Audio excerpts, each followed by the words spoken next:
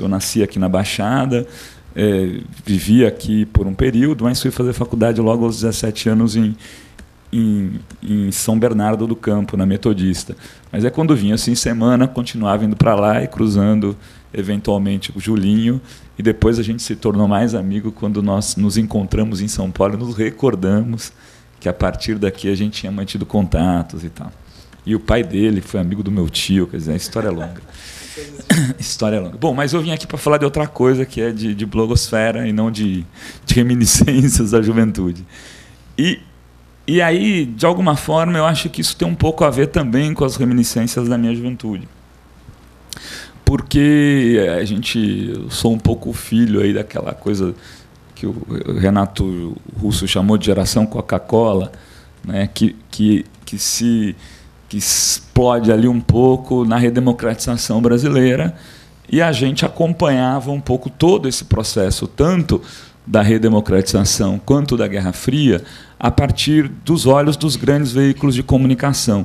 No processo nacional, das TVs que eram bastante vinculadas ao regime da época, principalmente a Globo, tanto que as manifestações que se faziam pelas diretas, tal, uma palavra de ordem que se tornou corriqueira: o povo não é bobo, fora a Rede Globo, as pessoas expulsavam a Globo dos comícios, dos eventos, tanto dos veículos, dos periódicos impressos. E, ao mesmo tempo, do ponto de vista internacional, toda a narrativa da política, da economia, dos costumes, etc., era feita na lógica da Guerra Fria. Ou seja, de um lado você tinha os narradores, né, do Bloco Ocidental, do chamado Bloco Ocidental. Minha voz está um pouco rouca, eu peço desculpa para vocês aí, mas aqui esses dias aí têm sido intensos, aí eu acabei perdendo um pouco da voz. Que eram as agências France Press, Associated Press, etc. E, do outro lado, você tinha uma narrativa vinculada ao Bloco Soviético, cuja grande agência era a TASS. Então, vejam, eu me recordo que, naqueles tempos, logo quando teve a queda do Bloco Soviético, que teve a deposição do Gorbachev pelo Yeltsin, isso foi em 91. Em 91, ainda a internet estava nos seus primórdios, assim, eram pouquíssimas pessoas que tinham acesso, porque o Tim Berners-Lee ele lança o código em 89, coincidentemente, em 89, a queda do Muro de Berlim, né? E a internet entra em processo de uso público em 91, por coincidência, é a dissolução do Bloco Soviético. E ali, naquela cobertura, eu trabalhava já no Diário do Grande ABC. E as redações daquele tempo tinham sempre os donos de jornais, eles mantinham os seus comunistas. Eu protejo aqui 3 comunistas como se fosse 3 pets de estimação. Esse aqui é meu, deixa comigo, eu cuido dele, ele não vai fazer mal para ninguém. E era um pouco... E lá no Diário tinha um deles, que era uma figura muito delicada, muito gente boa, tal, que cobria internacional. Não faz mal para ninguém, internacional, deixa lá o cara cobrindo, quase como cobrir turf. E, de repente cai...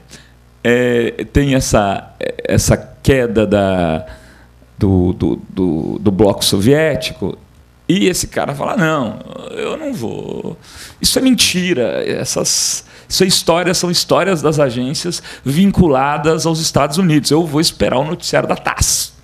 Enquanto não chegar o noticiário da TASS, não sai jornal. Era 3 horas, não chegava, 4, 5, 6, 7 horas. Ele foi deposto do cargo de editor de internacional e convidado a tirar uma semana de férias, tal. E eu acabei com mais um colega assumindo a editoria de internacional, era um moleque, para tentar ler os telegramas lá e contar a narrativa daquela história. E me impressionou muito, quer dizer que a gente só tem 2, na verdade, a gente só tem 2 vozes aqui para entender. Pode ter você podia ter milhares de jornalistas vinculados a essas agências internacionais, e havia, a TASS tinha mais de 5.000 jornalistas contratados, era um espaço imenso, a Associated Press, a Fran Press, que existe até hoje, também, mas, na verdade, você tinha duas narrativas. Você tinha duas narrativas. Uma do lado ocidental e outra do lado oriental. Né? E eu costumo, quando faço essas conversas aí, tanto com estudantes, tal, onde percorro, dizer que, assim, curiosamente, a queda do Muro de Berlim, a dissolução do bloco soviético, elas estão absolutamente concatenadas, talvez até por essas estranhas coincidências que aconteçam na história da humanidade, com o advento da internet.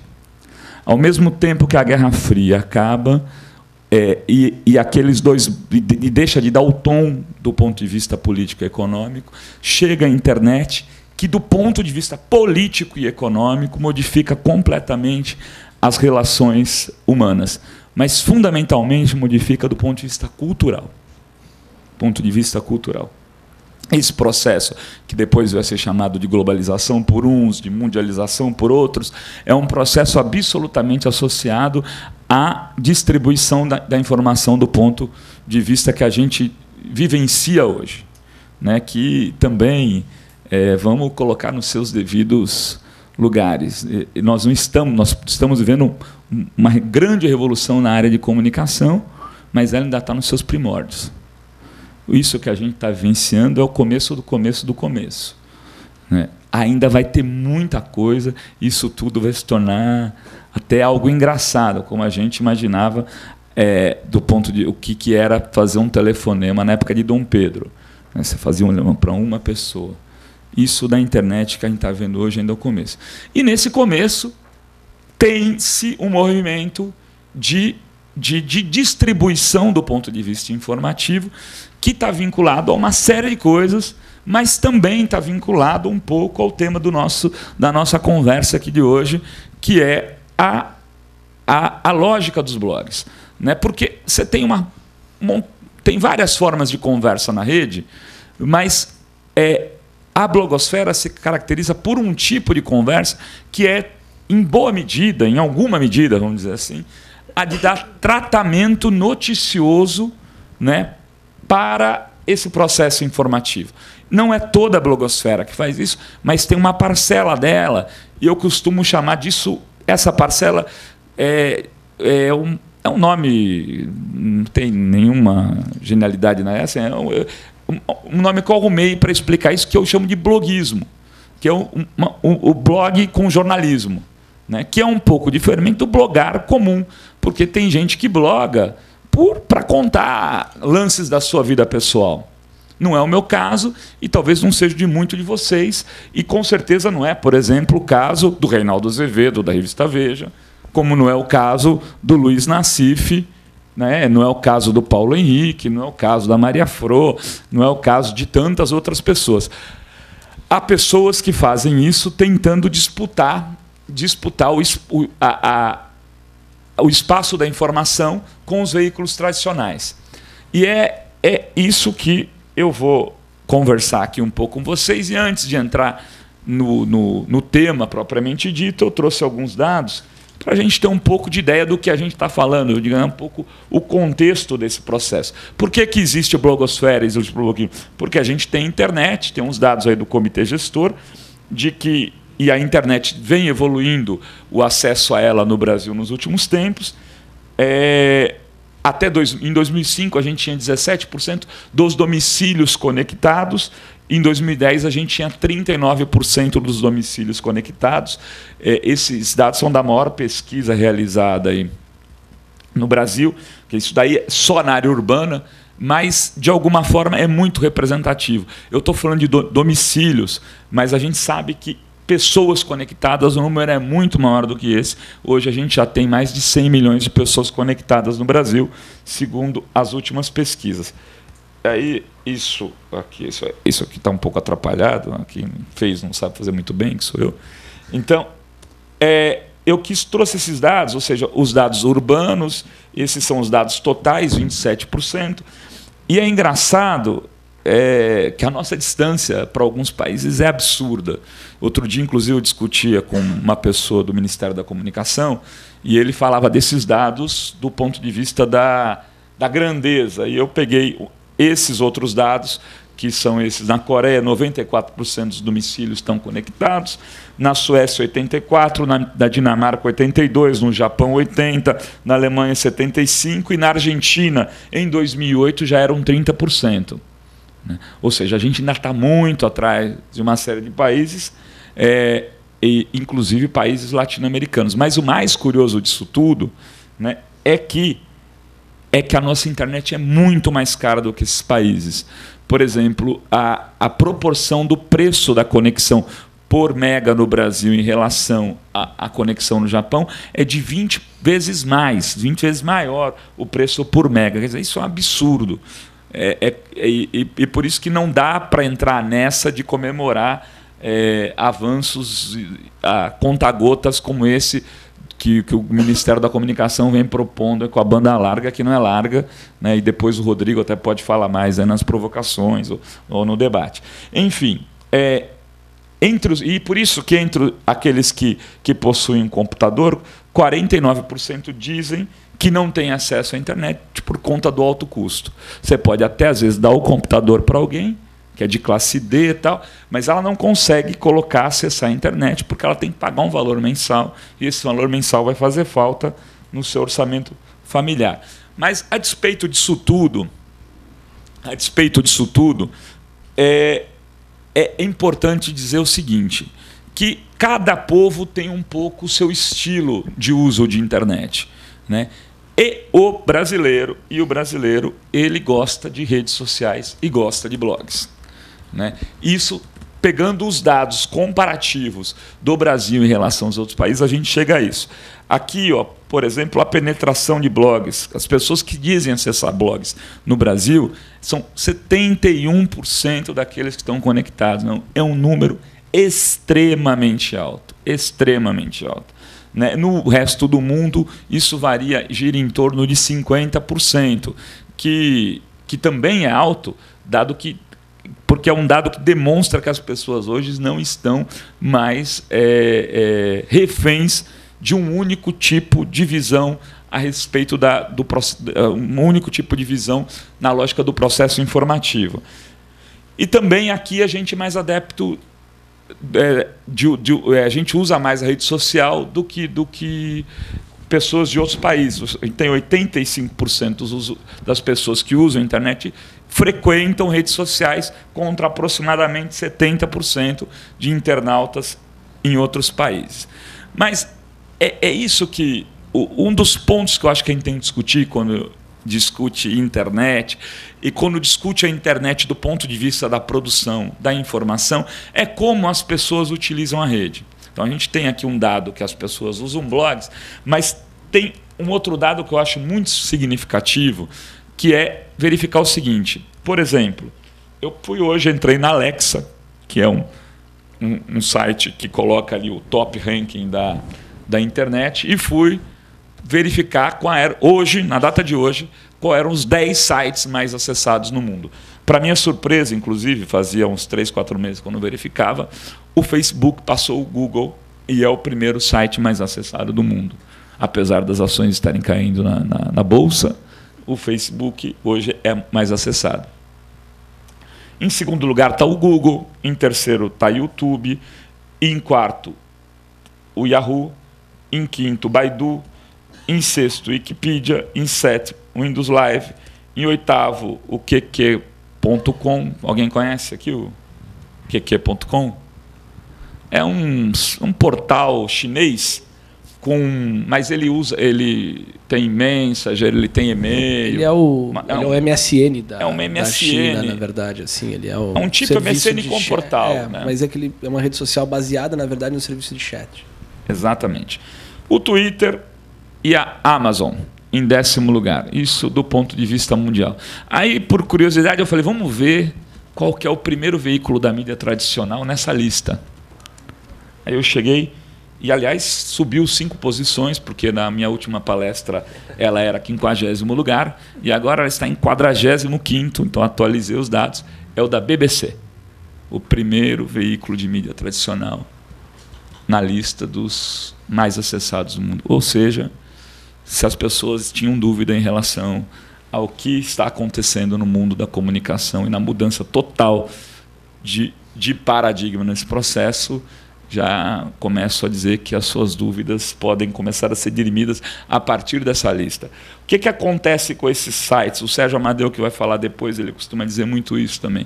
Esses sites, esses 10 sites, eles são sites onde você produz o conteúdo. Você é o conteúdo, onde você coloca a informação. Né? No Facebook, o que o Facebook coloca de conteúdo ali? O Google, o que ele faz de conteúdo? Ainda tem lá, o Yahoo ainda produz algum, tal. A Wikipedia, né? A Wikipedia que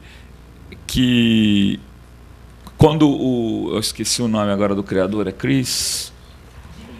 Jimmy Wales, veio ao Brasil, eles me chamaram, quando ele veio lançar o Wikimedia, teve um evento no Centro Cultural, e aí eles me convidaram para ir, e na época o debate foi muito pesado a respeito da credibilidade, já que tinha o mesmo problema, se não teria o mesmo problema de credibilidade da Wikimedia do ponto de vista da Wikipedia. E ele explicava que, olha, na Wikipedia as coisas vão se ajustando e elas vão sendo... se tem um erro, as pessoas corrigem e tal. Mas o que foi mais engraçado é que ele foi para o Roda Viva, e acho que a primeira ou a segunda pergunta que fizeram a ele foi nem lembro quem foi o jornalista, um desses muito inteligentes, perguntou para o Jimmy: é o seguinte, eu acabei de olhar aqui o seu verbete lá na Wikipedia e tem um erro. O seu nome está escrito com 2 M's, é com M, ou um M está com 2 M's. Ele falou: tinha. Aí o cara falou: tinha, porque depois de você ter falado, nesse mesmo minuto alguém já deve estar corrigindo.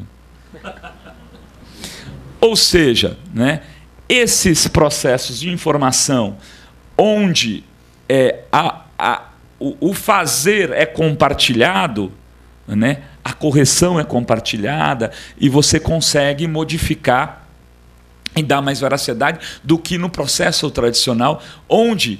Quando um veículo comete um erro, e ainda continua assim, ele fica, às vezes, pisoteando ali, dias e dias, tentando provar que o erro dele é o certo. Que ele errou, mas que ele está certo.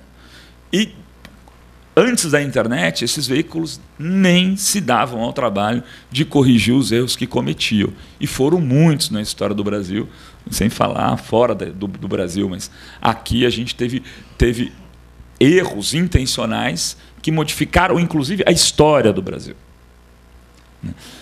Enfim, no Brasil, os 10 sites mais acessados já têm uma ou outra conotação. Eu tenho dito que o Brasil é um pouco jabuticaba nessa história, né? Só que acontece isso. Entre os 10 mais acessados, a gente tem o Google Brasil em primeiro, o Facebook em segundo, o Google, o YouTube, e aí aparece o UOL, um portal de informação. Os portais de informação aqui no Brasil, eles conseguiram ainda produzir um tipo de relação com o leitor, absorvendo parte da blogosfera, levando uma boa parte desse conteúdo produzido de forma colaborativa ou incentivando os seus jornalistas a entrarem nesse processo, que eles conseguiram sobreviver a isso. Então aí você tem o UOL, depois o Windows Live e o Globo.com. Mas, em resumo, a gente, desses 10 sites, a gente tem 2 portais, né, entre os 10 mais. E tem um site de vendas, que é o Mercado Livre, que é produzido pelas pessoas também, né, que vão lá e anunciam seus produtos. Não é da Casas Bahia, é do Mercado Livre.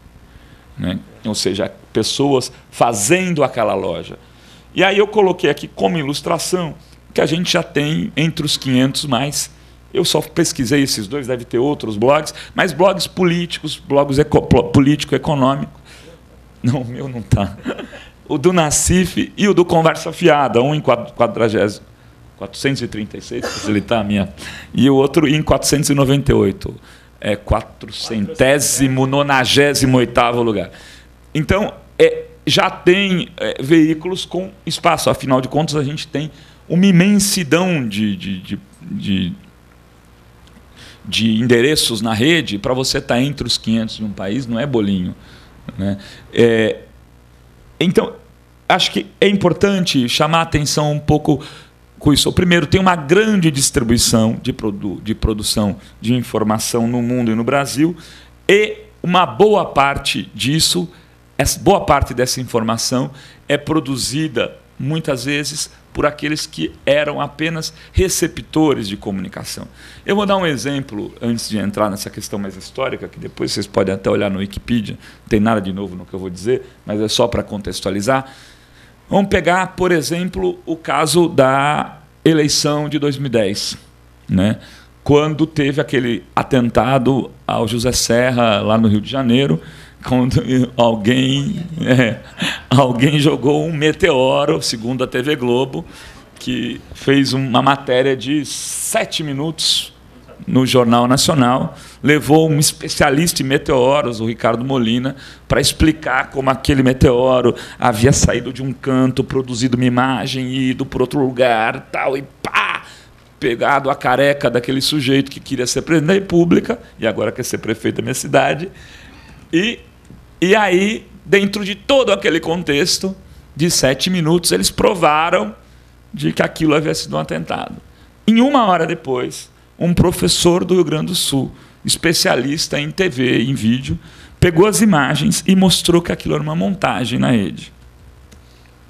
E provou que aquilo era a sombra de outro careca que passava, né, aquela imagem que o Molina havia dito, que era uma segunda imagem, que não era a tal bolinha de papel, mas sim um outro objeto pontiagudo e etc. e tal.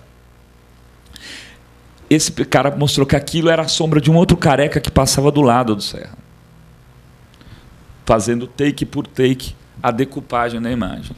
O que aconteceu com aquilo? Aquilo comeu a rede, né? Virou piada, as pessoas começaram a ressignificar e chamar de Serra Rojas.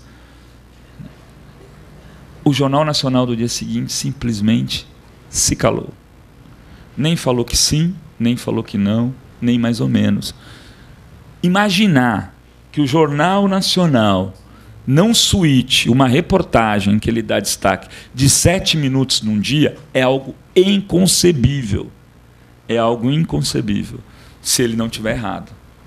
Ou seja, a rede, as pessoas que antes eram apenas receptoras, se conectaram, uma produziu a informação, outra inventou uma piada do Serra Rojas, que foi o meu amigo, inclusive, do Rio Grande do Sul, o Cloaca News, um nome muito sugestivo, tem um blog, ele fez a história do Serra Rojas. O Lula pegou no dia seguinte e falou: isso é coisa do Serra fazendo coisa de Rojas. Verbalizou a piada do Cloaca, isso tudo ganhou e desmoronou uma tese que era uma armação política. Eu não vou aqui entrar na disputa política em si, mas do ponto de vista do processo midiático, isso nos interessa analisar. Isso nos interessa analisar, porque isso muitas vezes tem sido usado contra movimentos sociais, contra movimentos populares, contra questões do direito do cidadão, às vezes em nome de um certo higienismo na área de cultura, de comportamento, etc. Né? E a gente pode fazer com que isso se modifique, em alguns momentos se juntando na lógica dos marimbondos. O Rodrigo sabe que é uma novidade, que eu nunca falei disso, né? Foi o primeiro fórum em 2002, então nem vou repetir a história aqui. Claro. Nesse episódio aí, no dia seguinte, o caso que foi desmentido pelo sujeito lá do Sul, ele foi para o ar, numa TV grande. No SBT. No SBT. No SBT. A pergunta que eu te faço é a seguinte: se o SBT não tivesse colocado no ar, isso teria tido a mesma proporção que teve se só tivesse se alastrado pela rede? E já estava derrotada a tese, na minha opinião. O SBT ter colocado era assim, só fechar o caixão, como a gente diz na gíria, né? Não tinha mais. Aí o SBT falou: agora eu vou aproveitar e dizer que eu estou... mas assim, estava disseminado. Aliás, eu tenho dúvidas em alguns momentos se certos telejornais de algumas grandes redes, com exceção Jornal Nacional, que de fato tem muito impacto, hoje tem mais impacto do que o universo das redes.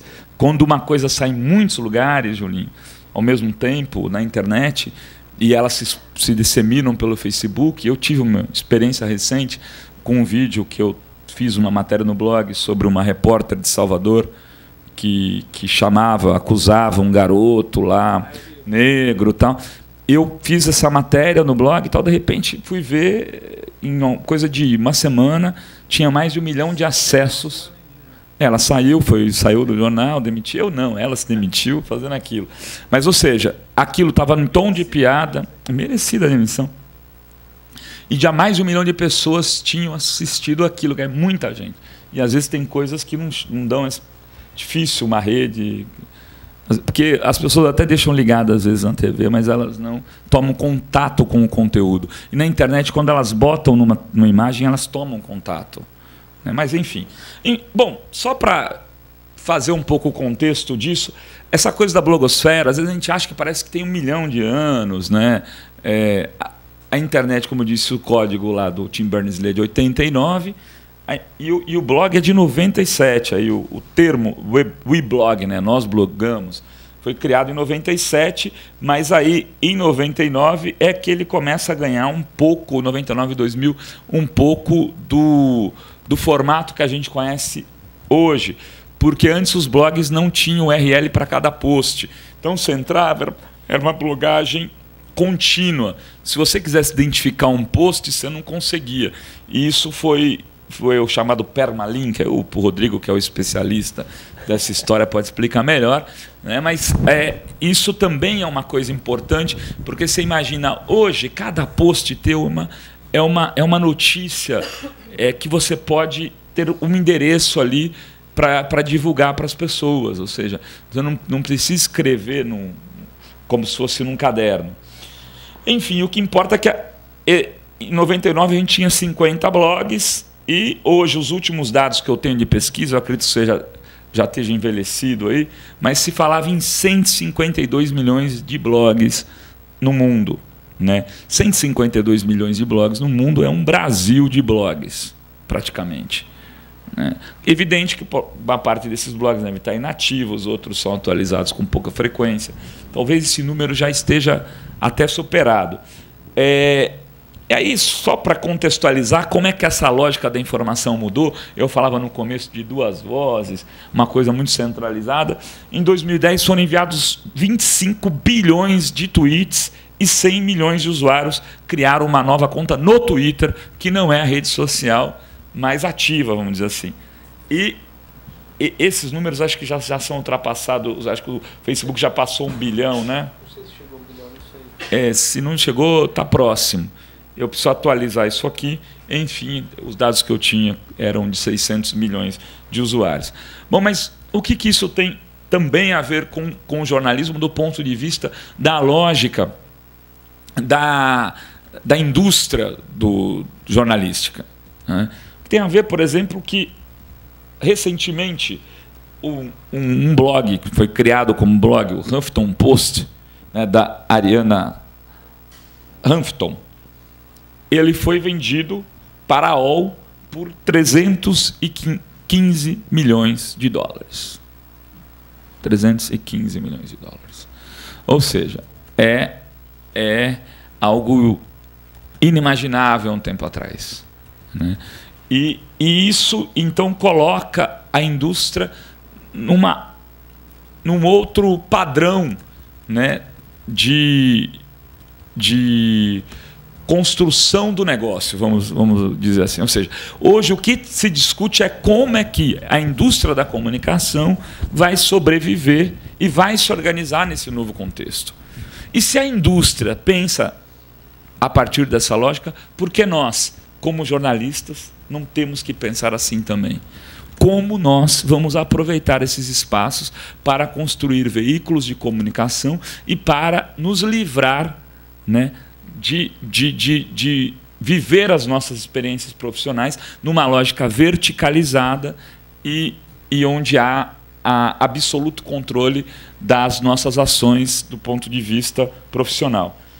Bom, No cenário de blogs no Brasil, a gente poderia citar que há um tempo atrás, indo para o Rio Grande do Sul, eu descobri, por exemplo, que o segmento de blogs de maquiagem era um segmento muito ativo, porque minha filha me pediu para comprar umas maquiagens da Pancron, se eu não me engano, que é uma rede, uma cadeia de produção de maquiagem lá do Rio Grande do Sul, e que só vende nas farmácias do Rio Grande do Sul. Aí eu falei, mas Carol, como é que você sabe que só vende em farmácia do Rio Grande do Sul? Falou, não, porque eu acompanho o blog da fulaninha, beltraninha e ciclaninha. Falei, como assim? Ela falou, não, vem cá. E me apresentou uns 15 blogs de maquiagem extremamente sofisticados, alguns com publicidade, e que pessoas haviam desistido de fazer outras coisas para ser blogueiras de maquiagem. E aí eu fui lá, testei, estava em Porto Alegre, conversei com a vendedora, falei, mas sabe que muita gente vem aqui de outras partes do Brasil por causa dessas blogueiras comprar, fazem pedidos de fora. Assim, ou seja, tem afora a essa cadeia, digamos, mais visível, né, dos blogueiros esportivos, dos blogueiros políticos ou dos blogueiros de humor, que tem alguns de tecnologia, tal. Tem outras redes se constituindo de blogs que já são reconhecidas pela indústria, inclusive porque nesse caso das meninas, aí depois eu fui investigar um pouco mais e conheci uma pessoa que trabalhava na assessoria de uma grande empresa de maquiagem, que separa uma quantidade de produtos de toda a linha para enviar para as blogueiras. Mas não é assim 5, 10, é 100, 200, de tudo que lança vai para as blogueiras de maquiagem. Mas eu participo de uma outra rede um pouco mais enfesada, que é a rede dos blogueiros progressistas, ou como alguns preferem, blogueiros sujos, né, que fazem parte lá o Paulo Henrique, o Nassif, o Miro, a Afro, etc. e tal. E a gente vem fazendo encontros Brasil afora, discutindo comunicação e democratização de comunicação. A gente já fez alguns encontros nacionais, até um encontro internacional em Foz do Iguaçu. No ano passado, 2011, aproximadamente 2.000 pessoas se reuniram nesse encontro, e isso também tem se tornado uma rede importante. Bom, eu já disse para vocês um pouco disso que eu vou falar agora, que eu considero que tem uma diferença entre blogagem e bloguismo. Bloguismo é tratar um pouco melhor a informação, e eu acho que aí a gente deveria pensar o seguinte: se a gente quer fazer jornalismo na blogosfera, deveria levar em considerações alguns regramentos e fundamentos do jornalismo. Ou seja, tentar checar a informação que publica, não ficar cometendo injúria e difamação. Uma coisa é piada, outra é injúria, né? Eu faço piada com algumas das pessoas que eu considero que deveriam ser vítimas das minhas piadas, mas eu sempre preservo a honra e faço os ataques no limite daquilo que eu não posso ser processado, e até por isso eu não acumulo nenhum processo, e já tenho atuação aí na blogosfera há algum tempo, até de forma polêmica em alguns casos, mas não tenho nenhum processo por isso. Tomar um pouco dos cuidados. Você está querendo fazer uma pergunta?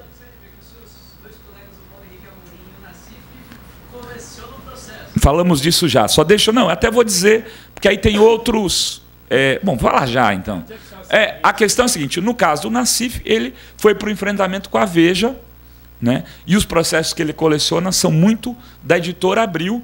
E olha, eu vou te dizer, eu acho que todos os processos que o Nassif tem ali da Veja, se a justiça tivesse um pingo de... são processos absolutamente absurdos.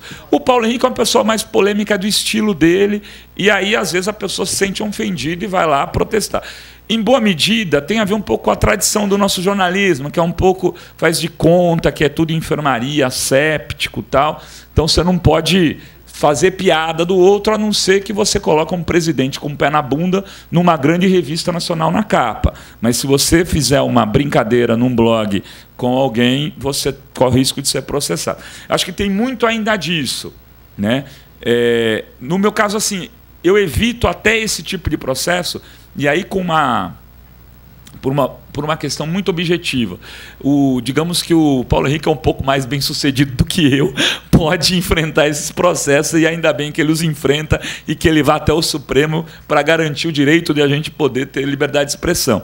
Porque você arcar com uma quantidade de processos como o Paulo Henrique arca é muito difícil. É muito difícil. E no caso do Nassif, eu acho que a coisa é muito mais segmentada. É muito mais segmentada. Enfim, mas aqui eu estava dizendo, há um novo tipo de produzir notícia. Eu tenho quantos minutos? Uns 5, é isso? 7, tá. Mas há um novo jeito de produzir notícia, que você produz informação, mas você debate a informação. Você não simplesmente faz quem, quando, como, onde, porquê. Isso não é para o blog, gente. Que se faça lá o portal, ele que dê isso. A gente vai lá e trata a notícia. E pode tratar sim, e pode ter posição, por que não? O jornalismo que se invoca, um jornalismo sem posições, é uma coisa muito recente, né? E é de um tipo de reforma que dá voz a um único dono, que é o dono do jornal, o único dono da voz, que é o dono do jornal. Os outros têm que, parece que, fazer a produção na lógica da engrenagem ali, para que a notícia seja escolhida, aquela que vai para a manchete, aquela que vai ter peso, a que não vai ter. No blog, não, eu dou peso ao que eu bem entender. E se você não fizer isso, você também não vai ter audiência, sendo o blog de maquiagem ou o blog de debate político. E até uma coisa que é importante, como não sei se a gente tem muitos estudantes jornalistas aqui, eu estou falando como se fosse isso, vocês me desculpem se for o contrário, ou jornalistas, né? Mas o blog precisa essencialmente ser autêntico. O blog é uma coisa de uma pessoa só, né? Ele tem que ter autenticidade, ele tem que ter o rosto daquele que é o ator principal. Evidente que às vezes tem blogs hoje que já estão ganhando multiplicidade de vozes, mas a essência é a essência daquele que é o fundador. Mesmo da Ariana Huffington, tem a cara dela, é o tipo de abordagem que ela faz. Eu aconselho sempre, principalmente aqueles que vão começar um blog, a escolher um assunto preferencial. Você não vai ser o Jornal Nacional, você vai ter o foco em alguma coisa, né? E se possível, né, leve em consideração trabalhar sua reputação ali naquele espaço. Mesmo que você não venha com reputação anterior para a blogosfera, pense que você tem uma reputação a trabalhar naquele espaço, porque senão você acaba fazendo coisas apenas para ter audiência. E isso também pode até te levar a ter audiência por um período, mas depois você se torna quase como um macaquinho de auditório da internet, né? Não é alguém que as pessoas até vão lá para dar risada, tal, se for uma cobertura mais séria, mas não te levam muito a sério. Bom, acho que é óbvio o que eu vou dizer, mas os blogs precisam ser atualizados com constância. É muito óbvio, mas eu dou aula também, e aí eu vou ver os blogs dos alunos, e aí tem post de janeiro, às vezes, de novembro do ano passado, e a pessoa jura que faz blog. Então, não, aí não faz, aí é outra coisa. Se você fizer blog, você tem que atualizar pelo menos umas 2, 3 vezes por semana. Tem que manter alguma periodicidade. E, às vezes, você não precisa estar o tempo todo também. A pessoa sabe que você tem outra função, que você faz outra coisa. Mas, se você não tiver alguma periodicidade, não vale. E eu acho que tem algumas coisas que são fundamentais. Quem é blogueiro põe link, né? Nossa, tem muito, principalmente em jornalismo. Eu fiz uma análise de um trabalho agora na faculdade com o pessoal lá da Casper Libero. Os alunos pegaram vários blogs, entre eles vários blogs de jornalistas. Os blogs que menos davam links eram de jornalistas. O jornalista tem vergonha de dizer que viu isso daí em outro lugar, e ele não cita. Ele faz que tenta esconder. Isso é ruim, é feio. E na blogosfera é falta de educação. Você tem que dizer lá de onde você viu, como você viu, linkar, mesmo que às vezes não seja nem tão relevante, mas se você viu uma citação e aquilo te inspirou para algo, cita.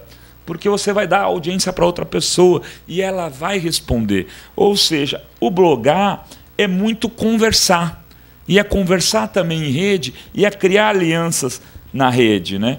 Aí, aqui tem algumas coisas de usar estatísticas a seu favor, de verificar pelo Twitter e pelo Facebook os assuntos que estão mais predominantes para poder, a partir daquelas vezes, intervir naquele tema.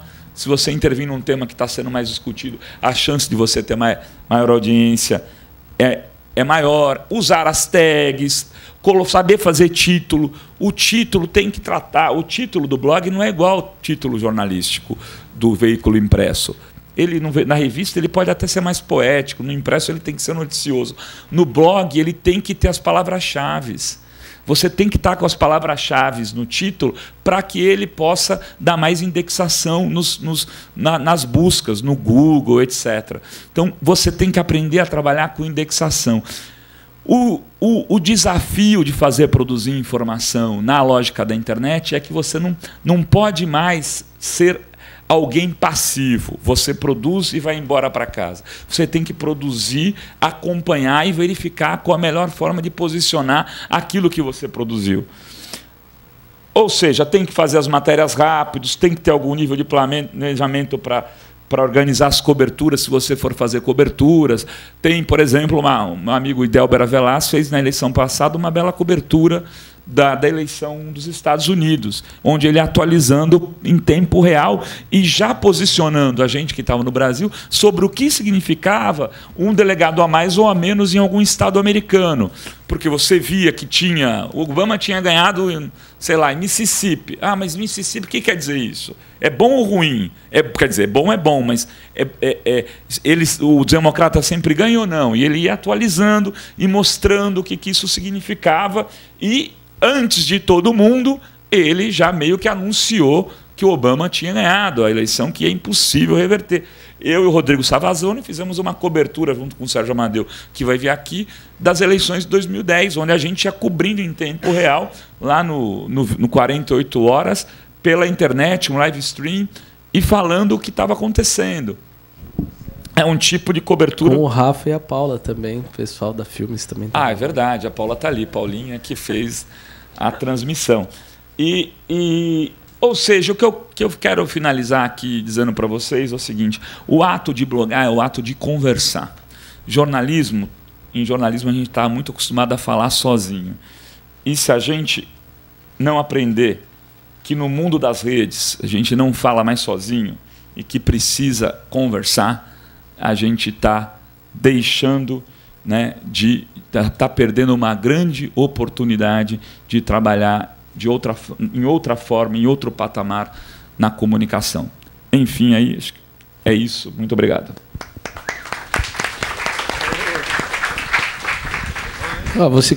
Você tinha me dito que ia falar por 20 minutos, daí eu falei, não, pode falar por meia hora. Você gastou 41, não, 45, você falou, foi dentro do combinado. Descontando os minutos de atraso, mais um tanto aqui e tal, deu certinho. Vou passar direto a palavra para o Julinho Bittencourt. Julinho, provoca bastante o Renato também, para a gente debater, esquentar esse debate. Você participou, Renato, junto com os outros blogueiros sujos, inclusive um título dado pelo senhor José Serra, que vocês ostentam com muito orgulho até hoje, né? E você participou daquela histórica entrevista lá no Palácio do Planalto do Lula, que estava encerrando de forma triunfal o segundo mandato, né? E praticamente elegendo a sucessora ali, né? Enfim. Já tinha elegido. Já tinha, tá certo. Foi depois. Aquela entrevista, ela levou um cacete da grande imprensa, assim, quase que unânime, né? Foi capa de jornal, de revista, falaram muito do blog Cloaca, como é que o presidente dá entrevista para um veículo que tem um nome desse, enfim, uma besteirada danada. Isso significa que os blogs estavam, de fato, ali, naquele momento histórico, naquela eleição, incomodando muito, né? Incomodando o status quo. Eu queria saber de ti, quando que você acha que foi esse limite, esse ponto de... inflexão. Quando que os blogs passaram a ser relevantes e por quê? Se tem um momento histórico, se foi processo? Então, acho que acho que até do ponto de vista da política nacional, né? O que acontece? No advento do mensalão, em 2005, menos os blogs e mais a internet, foram o único espaço de pluralidade informativa. Eu nem vou discutir aqui, acho que tem muita coisa que inclusive merece condenação, e o julgamento está acontecendo agora, e quem fez lá as pataquadas deve ser condenado. A questão é que se tentava ali derrubar o Lula em função daquilo. Aí uma série de pessoas começou, naquele momento, a atuar na rede, ou com os blogs nos seus primórdios, ou por listas, enviando por e-mails, etc. E isso foi ganhando uma primeira relevância ali. E algumas informações da rede passaram a mobilizar alguma resistência, porque havia o que na Venezuela eles chamam de uma sola voz nos meios tradicionais. Todos os veículos trabalhavam na lógica de derrubar o Lula, alguns, inclusive, declarando isso. O Mainardi dizia: eu não durmo enquanto não derrubar o presidente, que, aliás, esteve ontem no Roda Viva e que censurou a participação do Lino Bocchini, que era um dos entrevistados escolhidos, e, no momento, os entrevistadores escolhidos para aquele programa de ontem. E aí, na última hora, o Mário Sérgio Conte ligou dizendo que eles tinham mudado para dar mais pluralidade. O único que dava pluralidade à mesa de ontem era o Lino Bocchini, e eles tiraram o Lino para dar mais pluralidade. Mas aí eu acho que o momento decisivo mesmo foi 2010. Ali, quando a gente organiza o primeiro encontro de blogueiros, e a gente faz uma reunião que foi parte nos Engenheiros, mas o lançamento do encontro do Blog Prog foi na sede da Paulista, do Sindicato dos Bancários, era um show do Nassif e tal. Se reuniu umas 150 pessoas, e o Serra dá uma declaração dizendo que blogueiros sujos iam se encontrar para organizar, para transformar a eleição num processo antidemocrático, etc. Então, ali, quando o Serra dá esse sinal, fica claro que já havia que essa rede de jornalistas, de alguns militantes, outros, etc., que faziam cobertura política, estavam incomodando um certo setor da política e da mídia tradicional, porque eles não podiam dar sozinhos mais a versão do fato. E aí, só para contar para vocês, não sei, o Julinho, o Rodrigo conhece, mas essa coisa do blogueiro sujo é engraçado. É evidente que o Serra quis dar um outro tom. Mas eles sabiam que a gente fazia todas as reuniões preparatórias para esse encontro no bar do Sujinho, ali da Consolação.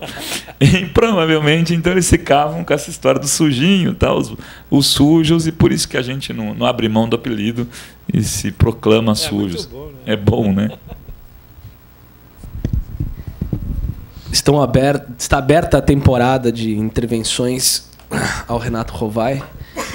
Quem quiser fazer perguntas, o Silvio vai circulando aí o microfone, Lia também vai pesquisando aí na internet, o Paulo Creteu vai.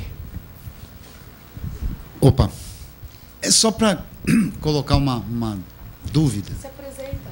Eu sou Creteu e tenho um blog, eu chamo de blog, mas não é escrito, é videoblog.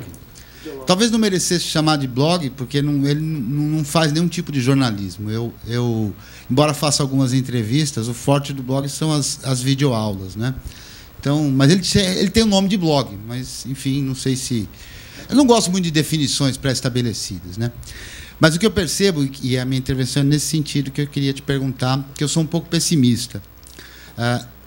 Toda vez que surge uma nova tecnologia, me parece que os primeiros a estar ligados a elas são as figuras mais progressistas, mais à frente, de vanguarda e tal e coisa, né? Assim foi a internet, assim foi o jornal, assim, enfim, por aí vai.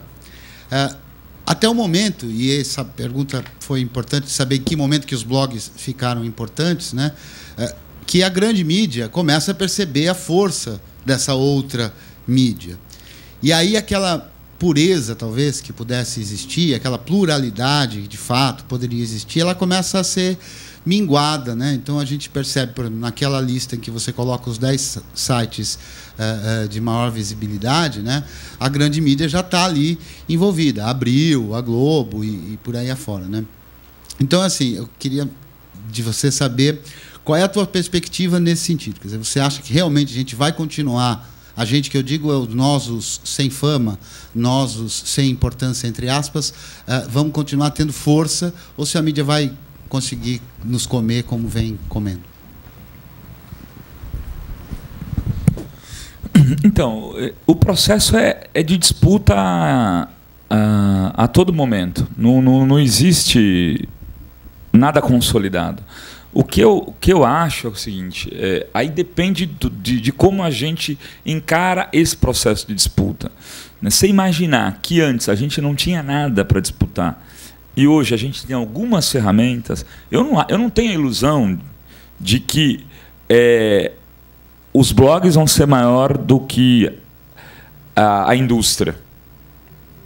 Mas há já um movimento onde a rede tem capacidade de reagir, a rede de cidadãos, né? A rede de humanos que estão por trás dessas produções todas, às vezes até do Facebook. Estou aqui de um lado de uma pessoa que é influente no Facebook. Duas, aliás, né? São influentes. Ou seja, cada post que eles colocam no Facebook movimenta quantas pessoas? Essa rede do Facebook que está ali em primeiro lugar, ela também disputa, essa rede de humanos disputa com o UOL. Num dado momento, quer dizer, são essas pessoas que podem difundir certas informações e se contrapor ao processo da indústria. O que hoje existe é que a indústria não atua mais sozinha. Evidente que eles podem desligar o Facebook, podem fechar o Google, podem acabar com a neutralidade na rede, como problema. Então, mas a gente tem que disputar e nesse espaço a gente tem alguma chance de disputa. Mas é isso. Eu não sou um poliana que acha que nós agora, né, pegamos o pote que está lá no pote de ouro no fim do arco-íris. Não, a gente tem um processo intenso de disputa pela frente.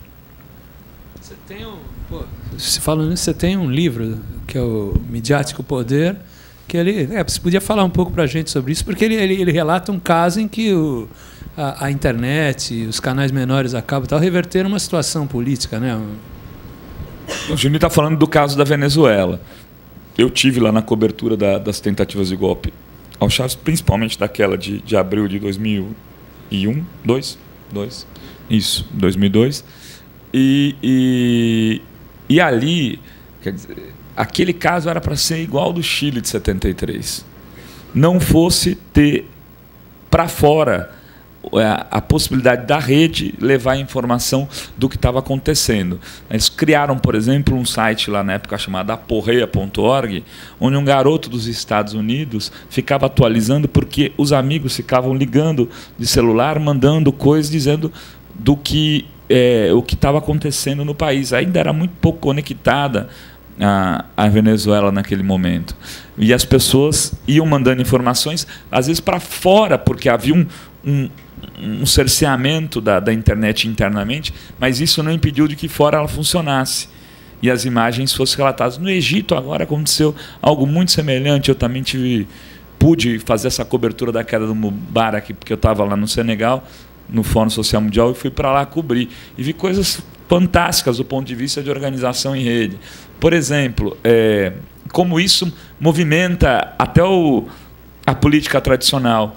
Na Praça Tahrir, as pessoas que colocavam seus caminhões de sons, grupos políticos que colocavam seus caminhões de sons para uso da manifestação, deixavam de ser donas dos seus caminhões de sons. Eles passavam a ser de todos. E, por isso, cada um que quisesse acessá-lo tinha que entrar numa fila. E falava 140 segundos, que é a quantidade dos 140 toques do Twitter. E para não ser interrompido, se as pessoas quisessem aplaudir, elas faziam sinais como esse, para não ficar atrapalhando. Então, esses caminhões de som não eram daquele sindicato que levou. Então, vai mudando, inclusive, um pouco a dinâmica. A gente tem visto isso nas organizações dos novos movimentos, o pessoal do Fora do Eixo que está aqui, já outra lógica do lance econômico. Então, acho que a internet está influenciando em muita coisa dentro do ponto de vista da comunicação, da política, das disputas, etc. Coisas que a gente vai enxergar, talvez, com mais clareza daqui a 5, 10 anos. Renato, queria trazer um pouquinho da discussão na internet aqui também. Primeiro, a gente está sendo acompanhado aqui por vários lugares do Brasil. Teresina, Piauí. Jéssica, eu vou tentar falar certo. Ananindeua, Pará. São Francisco Xavier, Rio de Janeiro, Brasília. E uma discussão que está pegando aqui pela rede é o seguinte, né? Você estava dando a diferenciação do bloguismo e do blogueiro. Agora, para o jornalista...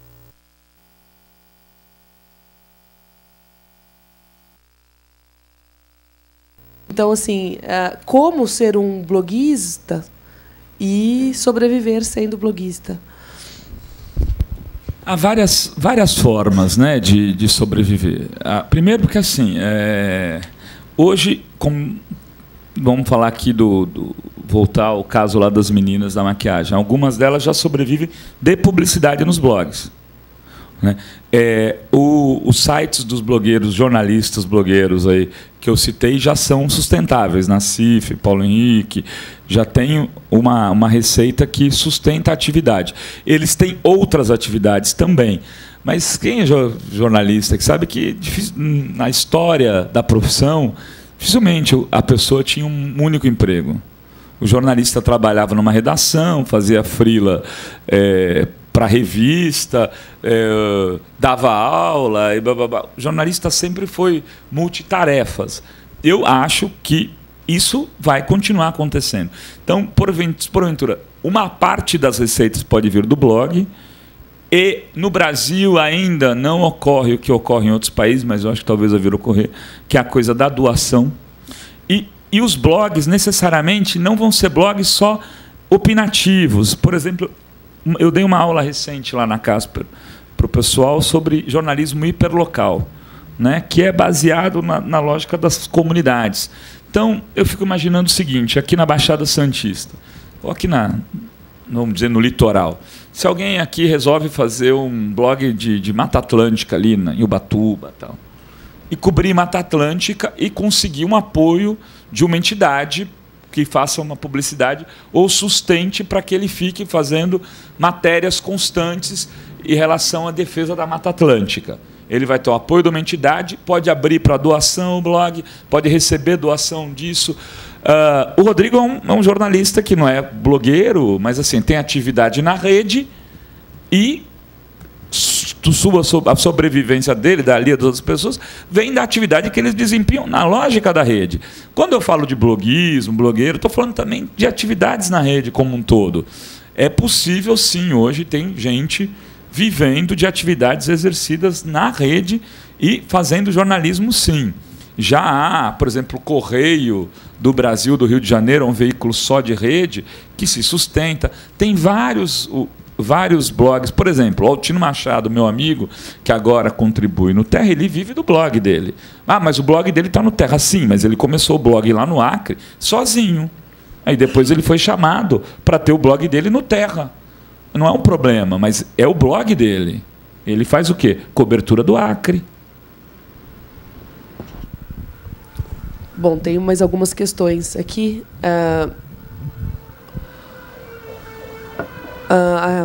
Perguntando também sobre a questão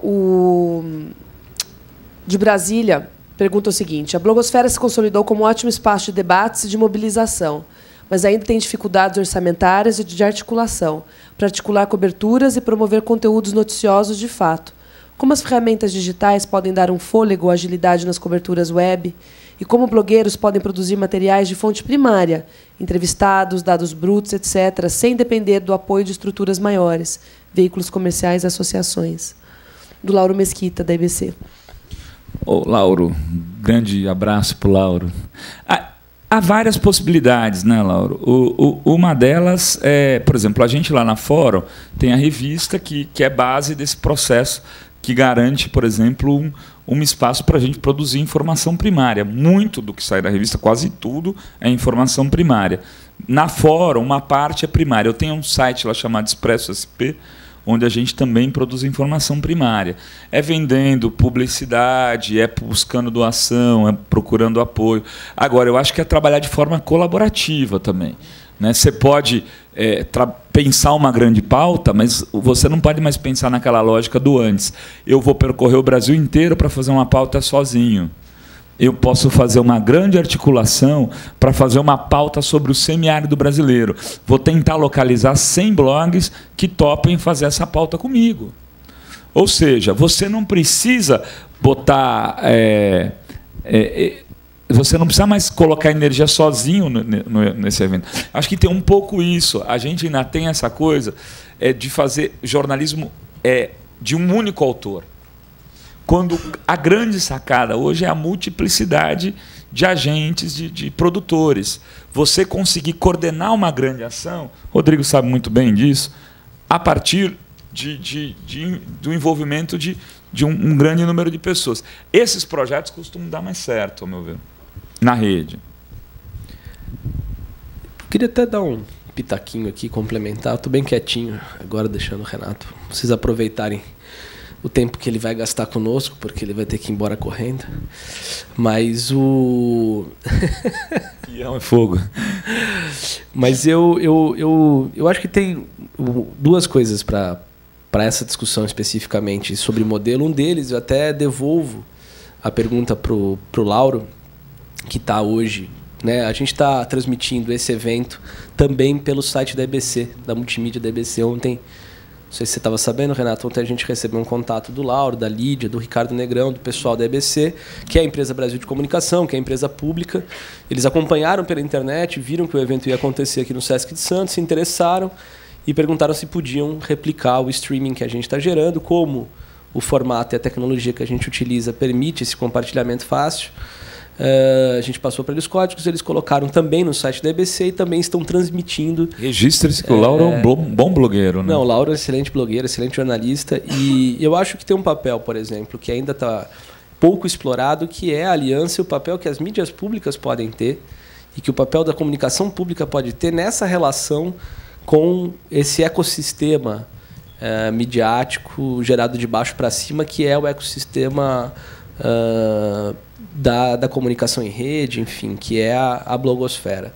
Há uma profusão, né, de conteúdos, inclusive de fonte primária, né? O Cretil, quando descreve o blog dele, quer dizer, ainda que não seja um blog informativo, é um blog jornalístico, é um blog informativo, né? Então, quando você pensa no que são as composições hoje de um jornal, se a gente abrir um jornal, o jornal tem página de horóscopo, o jornal tem... O modelo jornal, ele é composto de uma parcela de notícia, de uma parcela de opinião do próprio jornal, de um pedaço de humor, de umas tirinhas, de publicidade. O jornal ele é uma composição, até atingir esse formato que nós temos, que reúne um conjunto de expressões que não necessariamente, especificamente, só noticiosas, né? Então, se você for pensar, todas essas possibilidades, você agregando, elas complementam as informações e podem ser muito interessantes de serem trabalhadas juntas. Eu queria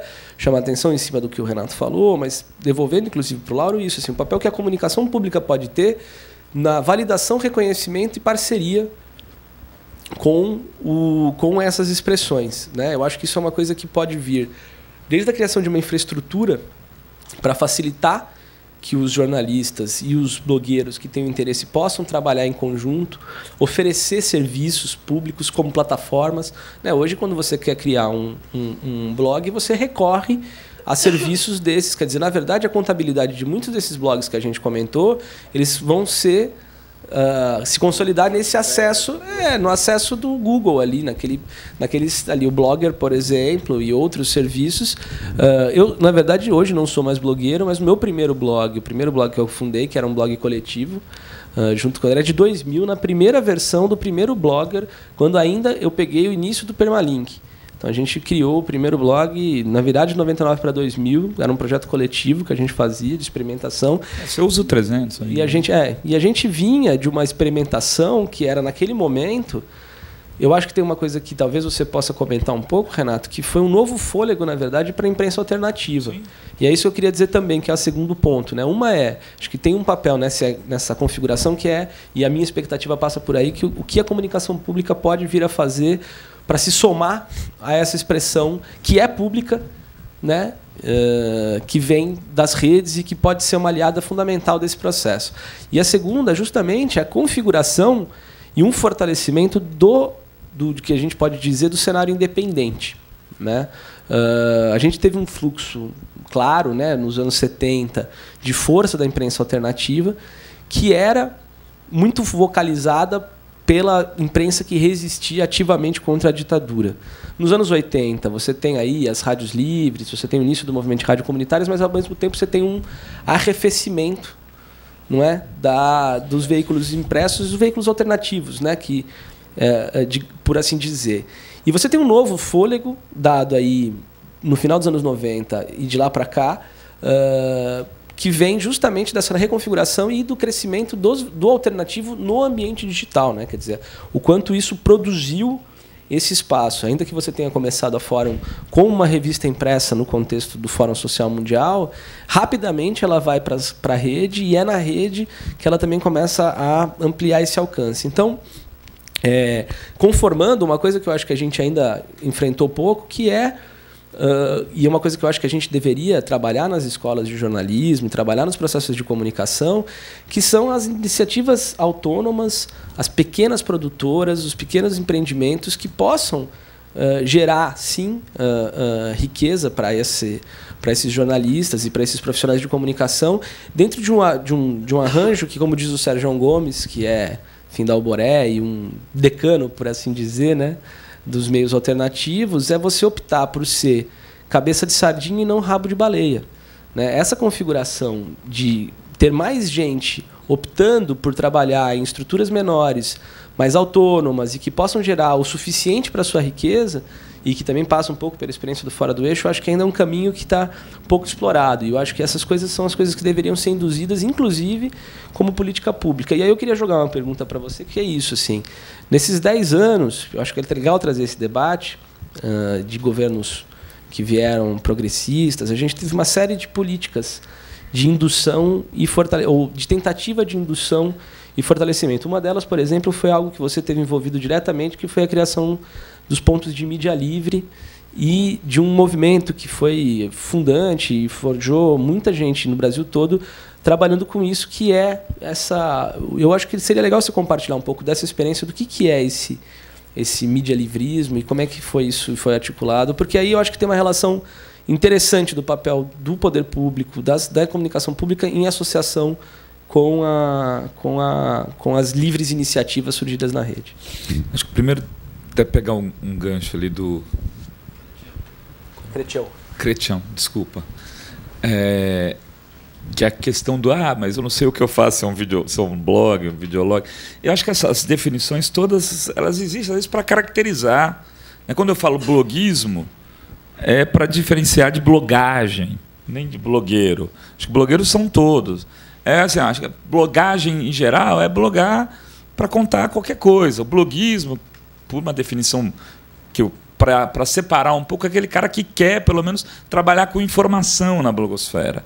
Não só, olha, narrativa do meu dia a dia. Olha, hoje é informação, digamos, pública, então interesse público. Então, essa é uma coisa. E outra, acho que hoje está se consolidando o videolog como uma forma de bloguismo. Tem muitos jornalistas que estão trabalhando de forma inteligente já com isso, mesmo nos portais.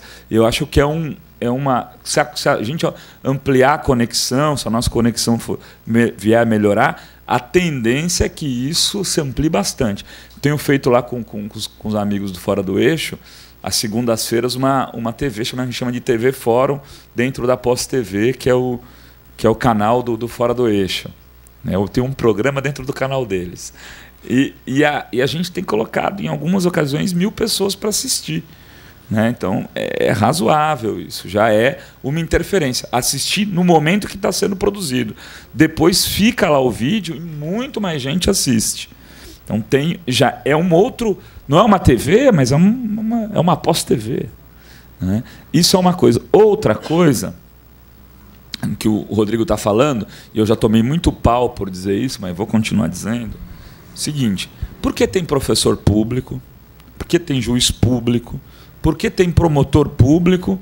E por que não pode ter jornalismo público? Do ponto de vista da lógica da democracia, a comunicação, a informação, a produção de informação é fundamental para que a gente exerça a democracia. O jornalismo público também não precisa se articular só na esfera da TV pública ou dos veículos públicos de comunicação, mas na lógica da rede, onde você faz um concurso, porque assim, eu quero oferecer um projeto para ficar 3 anos trabalhando com jornalismo público aqui no Vale da Ribeira.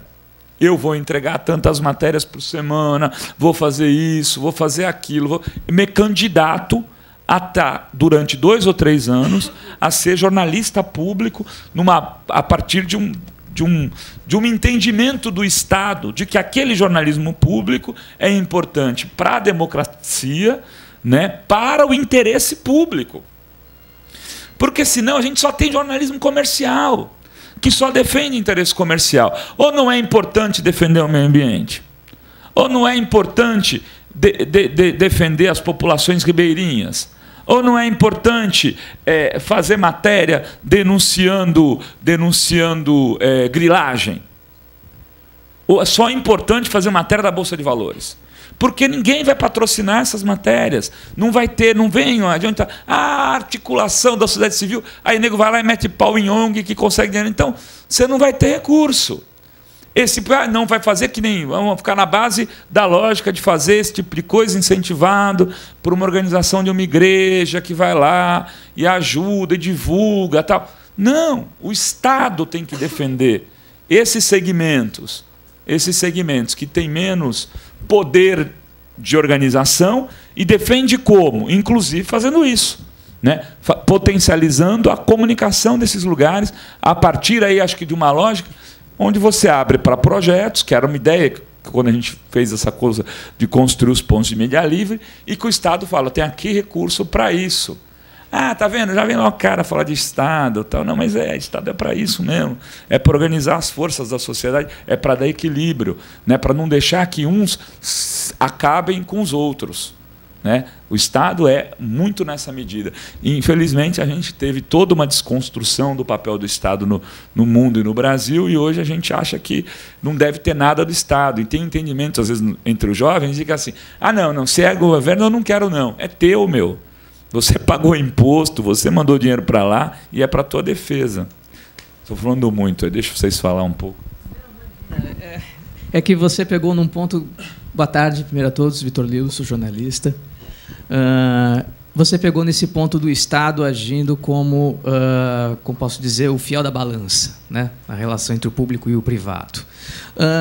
Falando de quando o povo é o Estado, de certa forma. Quando o povo participa da promulgação de leis, de projetos de leis, como você tem aí o Ficha Limpa, que é um exemplo claro disso, pegando um exemplo até muito maior, que é lá da Islândia, que eles refizeram a Constituição deles, todas as pessoas deram sugestões pelo Facebook. O Marco Civil da Internet. O Marco Civil da Internet, que é um exemplo bárbaro, né? Como é que você está vendo essa evolução da política pública, né, do povo nas decisões políticas aqui no Brasil e de que forma o bloguismo pode participar dessa questão? Pode participar desse processo? Como é que você vê isso? Olha, tem rolado... É disputa, como eu disse aqui. É disputa. Você lembra da questão do ACTA? Né? Teve lá o dia que a Wikipedia chamou e entrou e fez a disputa. Inclusive, a gente às vezes conta com atores inusitados. A Wikipedia não é um ator inusitado, mas, se não me engano, o Google entrou também nessa disputa e outros atores para barrar o ACTA nos Estados Unidos. E barrou, naquele momento barrou. Sopa, pipa, na verdade, agora. Sopa, perdão. Perdoe a nossa falha. Tá vendo como é bom essa coisa de comunidade? Um corrige o outro. Se fosse na Globo, ia ficar lá bobagem. É isso. Então, ou seja, esse é um processo. A sociedade civil, ela sempre trabalhou em redes. Sempre nos primórdios, as populações sempre atuaram em rede. A questão é que agora a gente consegue atuar em rede planetariamente. Às vezes há interesses que podem ser disputados planetariamente. Tem inclusive redes no Nordeste, né, Julinho? As redes. Eu pensei que você estava fazendo essa piada aqui. Enfim, então, essas redes elas podem ser potencializadas e podem interferir, sim. Por exemplo, o movimento de transparência, né, nos dados públicos é um movimento fundamental do ponto de vista da democratização do acesso às informações do Estado. Ele pode proporcionar um outro padrão de relacionamento do cidadão com o Estado, porque se você sabe cada centavo que é gasto, e você pode interferir nesse debate, você muda. Já, se aqueles dados estão escondidos, é muito mais fácil usar os recursos para o que não é do interesse público. Então, por exemplo, essa é uma vantagem que a gente tem nessa disputa. A gente pode lutar pela transparência e fica difícil para os caras dizer não vamos mostrar como é que é gasto o dinheiro, não, porque isso é antidemocrático. É antidemocrático? Mas espera aí, esse dinheiro... Informações restritas. Aí o cara, como é que ele fala informações? Que tipo de informação é restrita? Então, aí você começa a abrir, cavar, né, fazer buraco ali no barquinho do sujeito. Porque fica tampa aqui, tampa ali. Então, essa luta por democratização de informação hoje é a luta mais importante, mais estratégica dos nossos tempos. Né? Ela é, já há algum tempo, mais importante do que a luta pela democratização da terra. Porque se tiver democratização de informação, você consegue democratizar a terra, o acesso à terra, o acesso à água, o acesso a todos os bens naturais. Renato, aqui na rede começou a surgir uma outra... Aliás, a mesma discussão... Oh, Julinho, faz favor, eu não consigo ver o Renato. O pessoal queria entender um pouquinho melhor o que se pensa, o que é de fato jornalismo público, diferenciar de jornalismo estatal e como é que esse ecossistema, pensando a imprensa alternativa, o universo dos blogs, podem de fato alcançar algo como a democratização do acesso à informação. E se existe comunicação pública no Brasil e que pé que está isso? Acho um grande avanço, por exemplo, existe a EBC do jeito que existe hoje. Isso está tudo socateado há um tempo atrás. Né? Tem a TV Brasil, tem a Radiobras, você tem um sistema público hoje mais organizado, mas é um sistema público vertical ainda, verticalizado, organizado na lógica do governo federal, e que, nesse caso, o governo um pouco mais aberto permite um pouco mais de abertura para os veículos. Eu acho que a gente tem que ter sistemas públicos organizados com base em orçamentos como o das universidades públicas, né? Onde você tem autonomia total de uso dos recursos, combinado com esses públicos estatais, como no caso da EBC. Então, eu fico imaginando que uma parte dos recursos X de algum imposto Y aí seja destinado para esse jornalismo público, como é no caso das universidades. Você tem lá a universidade, ela recebe um recurso, ela elege seu reitor, você teria a mesma forma desses uns conselhos que seriam compostos por gente da sociedade civil, sim, do governo, sim, também de outros setores empresariais, e provavelmente os recursos viriam dessa indústria de comunicação, que paga imposto, etc., que seria arrecadado para isso. E aí poderia, não é só para a área de texto, não é para vídeo, é para produção cultural, é para animar a esfera pública da comunicação e da cultura, que é a esfera da cidadania cultural, que eu acho que é isso que também tem que começar um pouco a ser debatido, né? A gente não pode mais separar comunicação de cultura. Eu tenho conversado aí com alguns amigos, quando o nego fala, governo, não tem que disputar a eleição, Secretaria de Cultura, eu falei, por que não faz assim? Abre uma Secretaria de Cidadania Cultural e bota a diretoria de publicidade lá no outro canto. Publicidade é uma coisa, comunicação e cultura são outras. Elas se articulam totalmente. Comunicação está absolutamente articulada com cultura, desde que não seja publicidade. Desde que não seja publicidade. Tem lá a diretoria de publicidade, não pode misturar. E, aliás, assim, é outro debate, como deveria ser publicidade pública, etc. Mas eu entendo desse jeito. Eu acho que tem um público virgem, né, que é só público. E aí tem um público estatal que eu entendo que o público estatal é o modelo da EBC e que tem que coexistir com o público puro, que é esse caráter de uma coisa que tem recursos do Estado, organizado e capitaneado ali por um conselho que é eleito pela sociedade civil, etc. Por exemplo, chega aqui o Sérgio Amadeu, meu amigo, que é do CGI, que é o comitê gestor da internet, que tem representação do Estado, do setor público, ou seja, eleitos pelas instituições e das empresas. Por que não a gente não pode ter comunicações públicas nessa lógica? Está querendo falar, né, Rodrigo? Eu queria fazer um... Não, de maneira... Tô sem me coçar, tô calmo. Não, eu acho que tem uma coisa só complementar, Renato, que nos últimos anos, a gente que vem trabalhando com essa perspectiva de abertura e, por vezes, não comercial da internet, a gente se reúne em torno daqueles que trabalham pela construção do comum, né?